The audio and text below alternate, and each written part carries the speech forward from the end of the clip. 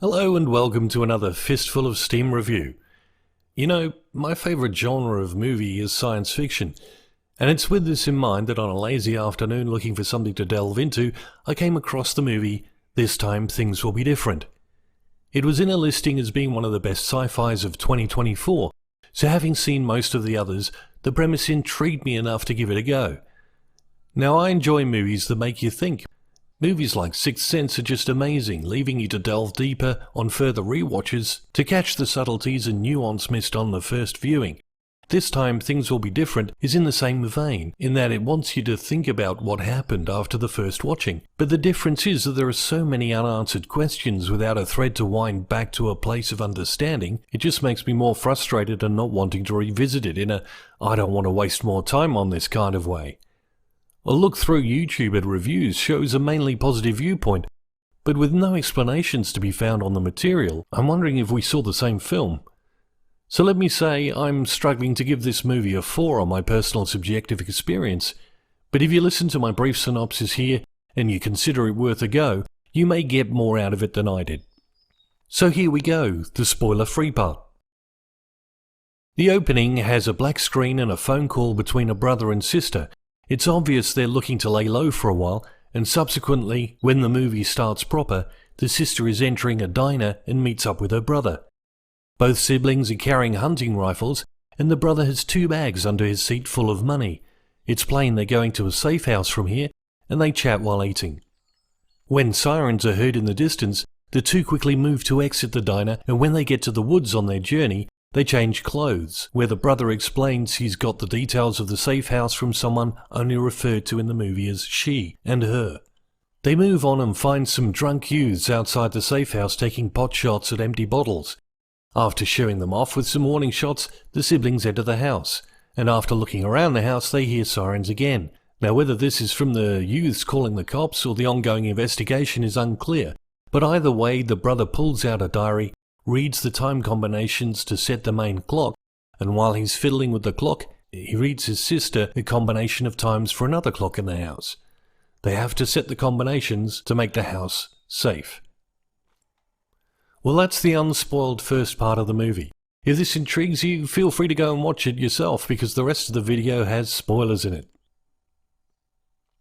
Now, the filming is good, the music is annoying at times, and the acting is fine. It's just the coherence of the story that leaves more questions than answers, and not in a good way. I found myself just confused at the end, not because of the actual ending per se, but because nothing seemed to be explained and the filmmaker seems to want you to take it at face value without questioning it. The most reasonable explanation for what follows was at the beginning of the movie before it started, where "Last Life" flashed on the screen, in computer text. If this wasn't the movie's production house, I swear I'd think all this was a buggy computer game, and it's probably the best theory. But anyway, I digress. After setting the clocks, they go into a closet upstairs, use a rotary phone to say some cryptic words from the brother's diary, which I translated from Latin online to mean, "let me go on a pilgrimage," and step out to the same house but seemingly in a different time, or perhaps out of time itself. The house they now stand in is the same, but now tidy and sporting paintings of what might be someone's family on the wall. After a brief investigation, they once again turn to the brother's diary to read the combination they must use on the clock here, and after doing so he says that they now just need to wait until time passes where they were. After finding all they need for sustenance in the cupboards and fridge, they agree on 2 weeks and settle in. There's a montage of scenes of the siblings bonding and doing mundane things, and a view of brick pillars set up around the house at intervals, as if to be some kind of a boundary. Then, one evening after a few drinks, it's revealed the brother left the sister to take the full rap for something in their youth, and they seem to reconcile this and go on to reminisce. The sister remembers a song her mother played on the stereo in her childhood, which comes up again later. The sister says she just wants to get back to her daughter soon, as she's missing her. Soon enough, the 2 weeks are up, but when coming to the house from a walk, the brother finds one of the other buildings on the property, the mill, which was previously locked up until now, is wide open. At the same time, the sister finds a plank of wood nailed across the wardrobe they came in from, with the words "Go to the mill" scratched in it. When the brother comes in to tell her about the building being open, she asks for the key to the wardrobe, but he says there's no key. They go to the mill with torches, and when they look around, it's decked out in the darkness like a church with many wooden pews and a lectern. In front of the lectern is what looks like a badly burned body wearing a watch that is the same one that is flashed back to where she handed the brother the diary. Is this her? On top of the lectern, scratched into the surface, is a message. It reads, "You are in the grip of the vice. I'm on the left side, another is on the right. Give in or join them. Carve here to comply." At this, the sister just freaks out and runs. She runs past the brick pillars, and it's not long before she falls and starts vomiting blood, passing out. When she comes to, she's in bed. It's obvious her brother dragged her back. It's over drinks the brother has another flashback about she and the watch, and we briefly see her face. Later we see him carve an X into the lectern in the place left for them to sign an agreement. As soon as he's finished, a safe appears bolted to the floor in front of them. After looking it over, the brother realizes it's a combination safe and pulls out his diary to use the numbers written inside. There's a tape deck inside, chained to it, and instructions carved at the back of the safe. It seems he can record his questions, stop the tape, hit play, and get answers from a mysterious voice from another time. It's apparent they cannot be seen because when he says "we," the voice asks who else is there. The brother postulates there's someone in the future that hears the recording, talks to the past, and the person in the past then speaks directly to them on tape. There's a back and forth using the tape about how they really should be wiped, but they can be spared if they kill a visitor who is leaving destruction in their wake. The catch? It's not known when they'll turn up. They have to leave the body at the altar, and if that's done, they'll be released. The brother agrees. Upon going back in the house, the sister goes through all the kitchen cabinets. No food, no drink.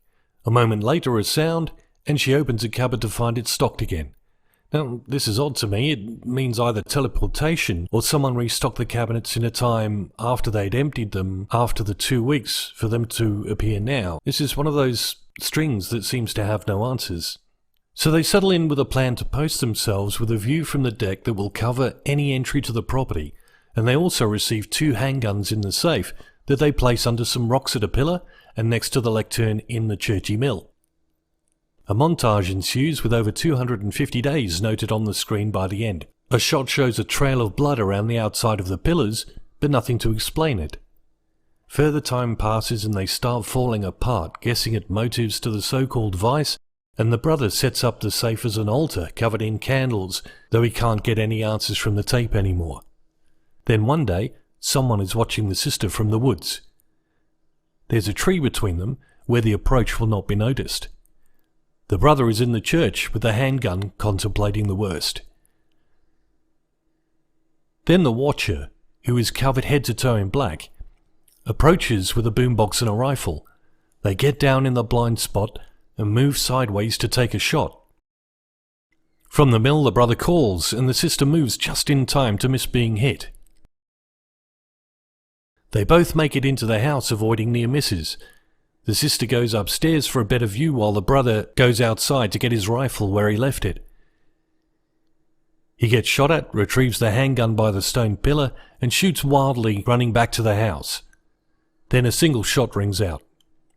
The sister comes down to see her brother dragged beyond the stone pillars, and the shooter holds up a boombox playing the song she remembered her mother playing in her childhood. The sister takes a shot, misses. The visitor shoots and hits her in the arm. She runs into the house and tends to her arm, grabs a poker and wrenches the nailed board from in front of the wardrobe door, but as soon as she pulls the board off, it's replaced. Suddenly there's a noise and a safe appears bolted into the floor in the bedroom.